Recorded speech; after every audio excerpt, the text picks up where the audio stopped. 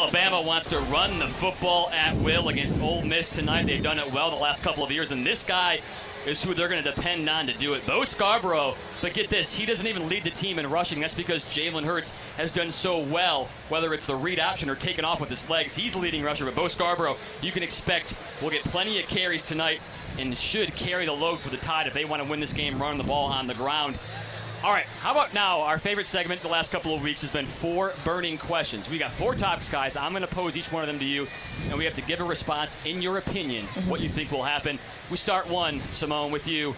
Burning question number 1. Which conference, which team, I should say, is the biggest lock to make the playoff? Now, here's a caveat. Last night's USC game, a huge curveball of what happened to them losing against Washington State. Does that sway your answer? Who's the biggest lock right now? In my opinion, the biggest lock, and I'm not saying this because I'm covered with crimson right now, but it's Alabama. Alabama's the biggest lock to be in the college football playoffs. They've proved that they're a very dominant team, not only against a top 3 matchup in Florida State. They beat the Cupcakes. They destroyed Vanderbilt. I think they're going to roll in the SEC.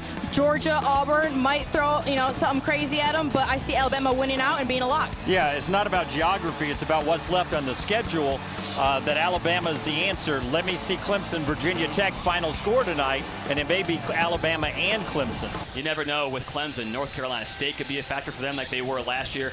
We'll see what happens with Clemson, but I agree. Keep in mind, though, Georgia and Auburn, those games are going to be the 2 toughest for Alabama coming down the stretch. You're right. Question number 2.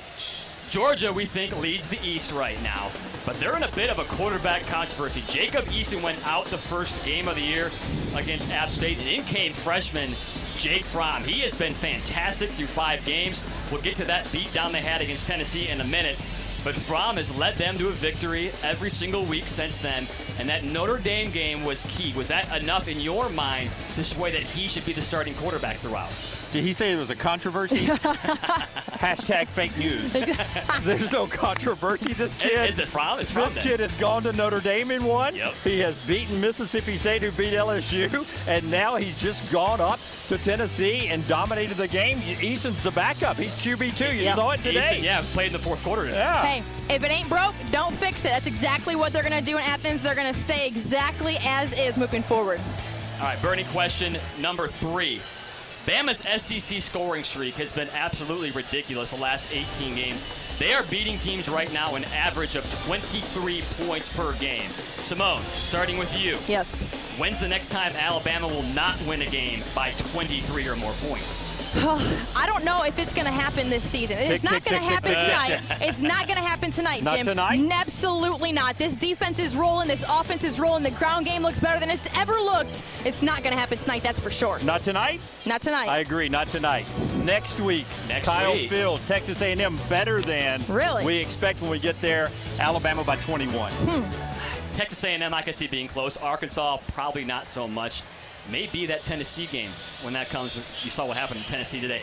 Okay, last one. Burning question number 4. Ole Miss comes to town. We know their record. Hugh Freeze was a world beater against Bama, but he's not there anymore. Matt Luke is the interim coach.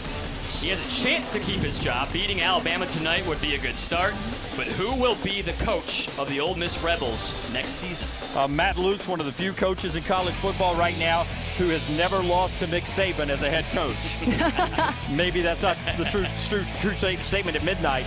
Next coach at Ole Miss, I think it'll be someone like Dave Clawson at Wake Forest, who's done a tremendous job with the Deacon Demons. It'll be somebody like that. You can't go get a Justin Fuente or somebody on the next tier. You wouldn't leave Virginia Tech for Ole Miss right now. They may stay as is. Have you thought about that? They would stay as is moving forward, not bring anyone else in new, but rather stay as is with the guys they have in place because, listen, they're doing it now. It's going to be a challenge moving forward with the implications with the NCAA issues moving forward.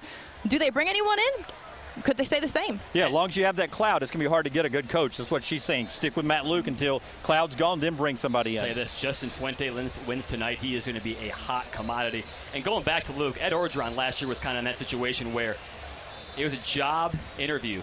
Tonight could be a job interview for Matt Luke at Alabama. Time for another break. When we return, other games around the SEC. We've been talking all about the Georgia Bulldogs and the beating. Is beating enough to say that game against Tennessee? Is that good enough beating? Beating. More on that coming up after this.